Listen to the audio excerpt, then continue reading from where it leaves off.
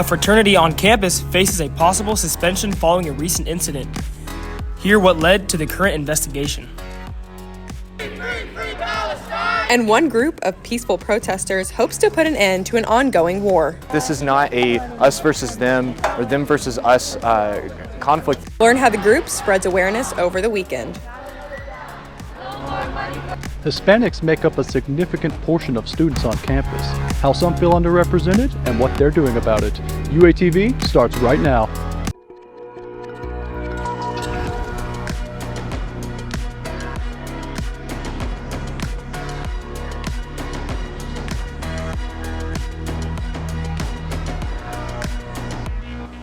Welcome to this Monday night edition of UATV News. I'm Jenna Swope. And I'm Jalen Jordan. Thanks for joining us. The Pi Kappa Alpha fraternity faces suspension after alleged hazing. Parise Bowser, the Assistant Vice Chancellor for Greek Life, released the following statement. The university is aware of this report, and the U of A chapter of the Pi Kappa Alpha fraternity and its activities have been suspended by the national organization and the U of A pending an investigation. All reports of alleged student conduct violations are taken seriously and are addressed consistent with requirements of the law and university policy. UATV will provide updates as the story unfolds. A ceasefire protest allowed members of Northwest Arkansas to share their perspectives on the Israel-Hamas conflict. Over the weekend, Northwest Arkansas for Palestine supporters marched from the Washington County Courthouse to the Arkansas Union. Participants shared personal experiences, poetry, and information. Local event organizer Tay Hartwig says supporting the innocent trapped in Gaza feels paramount. There is direct action that Arkansans can take and should take, and that's, I hope, that we would be a funnel for that. Emphasizes the importance of connecting with community during events like this. This served as NWA for Palestine's second march since the conflict broke out. Supporters will next participate in a solidarity fast on November 8th. The Honors College will host a discussion on the Israel-Hamas war. The discussion will focus on the background and future implications of the conflict. The faculty-led discussion begins at 5 on Wednesday. Those interested can attend the event in the Honors College Student Lounge. Hispanics make up almost a fifth of the Northwest Arkansas population. A new student-led organization seeks to explore representation in the Hispanic community. UATV's Kaden Gray joins us live with more. Hispanics are one of the largest diverse groups growing in Northwest Arkansas. On campus, the numbers aren't so different, but they don't tell the whole story. Outside of Hispanic Heritage Month, it seems like we are put to the side often. The Central American Student Alliance, CASA, aims to bolster Central American representation on campus beyond just Hispanic heritage. There's a lot more to being Hispanic than just that word. CASA's founder, Daniela Fernandez, says institutions often don't count subgroups in Hispanic communities. I just don't think that we are a big enough minority for, bluntly, for them to care about the distinctions between different cultures. The term Hispanic refers to anyone with roots from any Spanish-speaking country. That includes South America, Central America, much of the Caribbean, and many other nations around the globe. While 10% of students identify as Hispanic on campus, there's no specific demographic for Central Americans. Nurian Chavez helped to found CASA. Her father, an El Salvador native, fled the country during its civil war. He told me that he saw dead bodies on the way to school. Mexicans make up most of the Hispanic population in the area, which Chavez says can lead to misrepresentation. We have our very own distinct culture, and just being grouped into Mexican culture, it erases all of that. CASA was originally aimed towards Salvadorians. However, as the idea grew, Chavez and Fernandez decided to expand it to include all Central Americans. I'm Kaden Gray reporting live for UATV. CASA currently consists of 2 members, but Fernandez says it looks to create a diverse staff as soon as possible. The Office of New Student and Family will begin events to celebrate First Generation Student Week. Starting this week, the events will highlight college students whose parents or guardians did not graduate from a 4-year institution. First Generation student Danny Mourinho says navigating college felt difficult at first. Your families didn't go to college. Their parents didn't go to college either. So you really have to navigate the school system, and hopefully you find a mentor or you become that mentor for yourself. Offices and departments from all across campus look to come together and celebrate. Festivities begin this Wednesday in the Arkansas Union with food and resources provided. One local organization is helping to grow the love for bike riding. They are working with communities that might not usually be involved in cycling. UATV's PJ Jackman is live with the story. Latinas in BC is an organization founded right here in Northwest Arkansas, and their goal is to show the Latino community the joys of bike riding, while also encouraging the broader public to come and join them. Latinas in BC is a part of the growing love for cycling in Northwest Arkansas. They work to encourage Latino women and girls to get active by riding bikes. They do this by hosting events and weekly bike rides with the community. Latinas in BC also tries to encourage people who worry about not being able to afford a bike or don't know how to ride a bike. They have opportunities to allow people to ride a bike by loaning them a bike for a ride. They will also take time with people who don't know how to ride a bike and teach them no matter what age of level or experience. Stephanie Danielle Martinez, a spokesperson for Latinas in BC's Dia de la Muertes event, says that it is important for the community to show togetherness. I think allowing accessible bike riding into our community is really cool here in Northwest Arkansas because there is, it's the global capital bike riding of the world, right? And so allowing people to know that they are welcome no matter what level. Latinas in BC has events all year. One event they just hosted was the Dia de los Muertos event, which included multiple bike rides and celebrated the Day of the Dead. They host events like this to invite people who might not be interested in riding, but want to celebrate and try to show them the joys of cycling.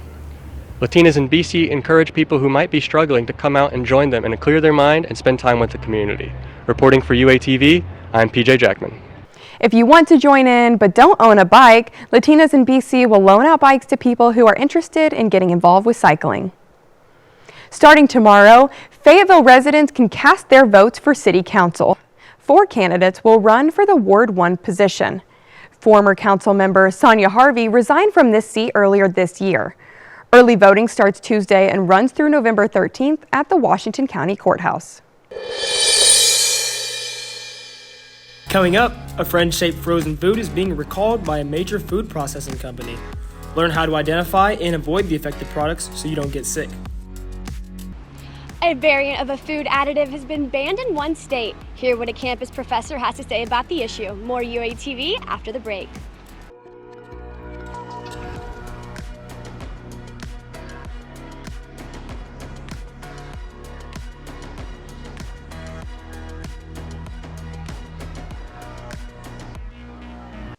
Recently, California passed a law that will ban the use of red dye number 3 beginning in 2027.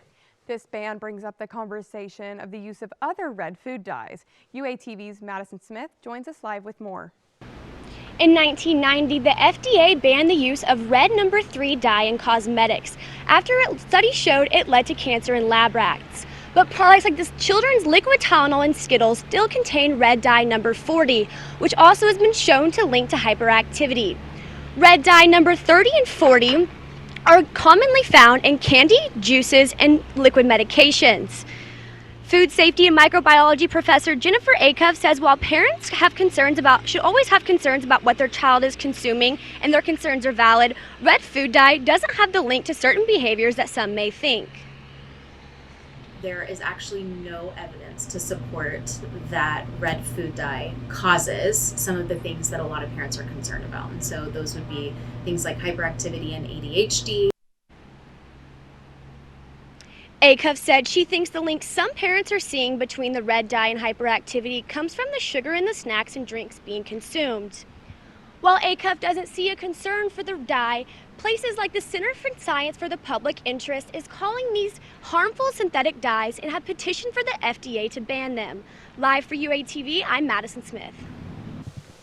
For parents that want to avoid dyes to err on the side of caution, dye-free fruit snacks and medications are becoming more popular. Contaminated chicken could reside in your freezer. Tyson Foods announced a recall of their Fun Nuggets due to a possible contaminant of metal pieces.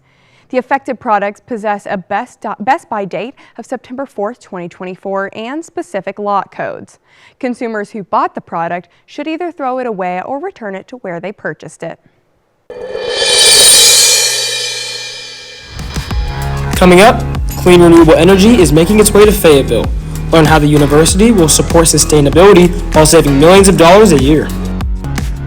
And a Fayetteville tradition returned for the 25th year. All this and more, UATV will be back right after these messages.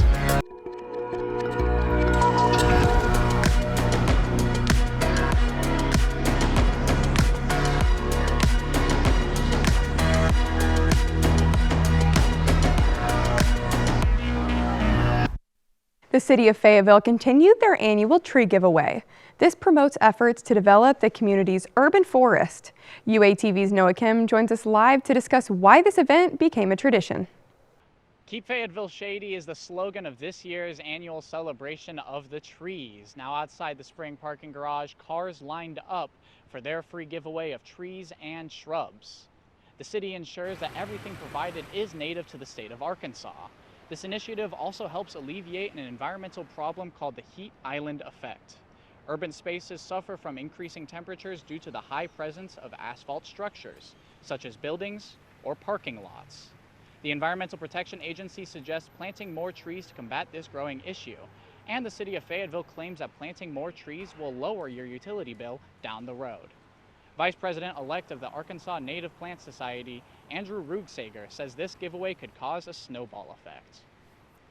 Trees are going to be that plant that really sparked them to get interested in plants, and that was me, definitely. I just loved learning about trees, and they're just, I mean, they're the most salient plant around. It's the thing you first think of, right? They're big, they're tall, they're woody, and they're super important. New tree owners must consider their surroundings before they start the planting process. City officials stress the importance of right tree, right place. Bentonville, Rogers, Morrilton, and many other cities also give free trees away every single year. After all, this is the natural state. Reporting live for UATV, I am Noah Kim. Thanks, Noah. The Arkansas Native Plant Society offers resources to ensure the trees and shrubs are properly planted. The Office for Sustainability will host a Cruise to Campus event this Wednesday. Students who bike to school between 7:30 and 10 in the morning will receive free coffee and snacks provided by Onyx Coffee. This event aims to help students save money, avoid traffic, stay healthy, and promote sustainability. The U of A will soon save millions and millions of dollars. A sustainability report proposed in 2022 outlined a way to cut the university's carbon footprint in half. Now, in the works, campus will bring the largest ever solar energy project to Arkansas. The report promises to save the university over $3 million each year. The university plans for all solar grids to work by 2025. The Hogs are making a comeback. Many athletes have received honors from the SEC, and the Lady Hogs have continued to remain an influence in the Southeastern Conference. Stay tuned after the break to find out more on UATV Sports. Welcome back to UATV Sports. I'm Carson Hamilton, here for all your Razorback sports updates. Razorback football has climbed their way out from the season's losing streak. The team earned their first victory in Gainesville this Saturday for the first time in program history. After firing offensive coordinator Dan Enos, the Razorbacks knew they needed a win to show the state they made the right decision. In a tie of 33-33, the kicker Cam Little connected on a 49-yard field goal to head into overtime. Quarterback KJ Jefferson threw the ball to Tyrone Broden for the win. This wasn't the only pinnacle moment for the Hogs. After this triumphant game, 4 teammates received SEC honors.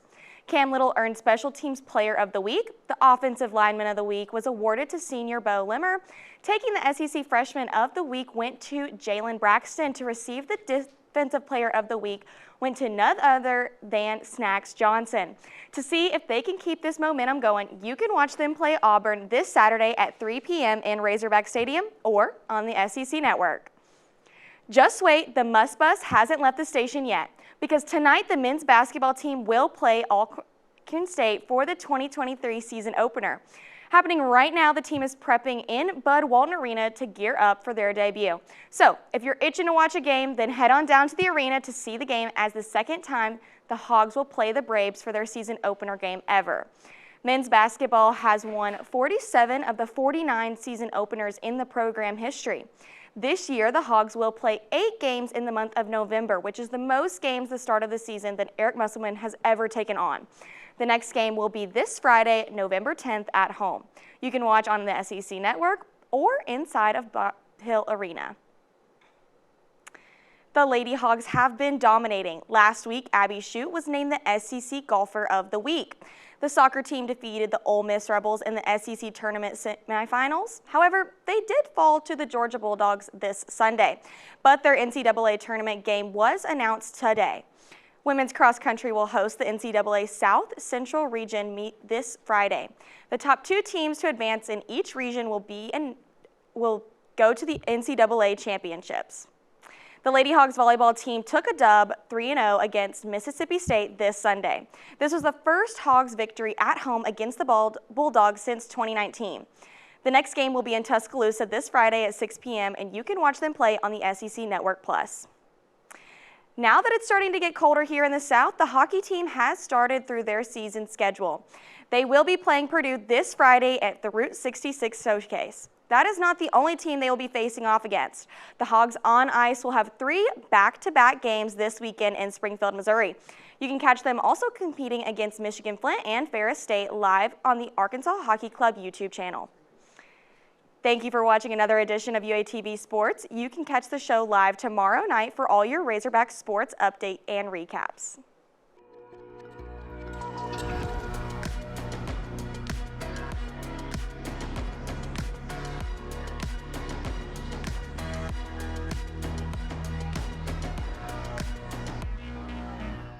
"76 years ago today, NBC's Meet the Press aired for the first time.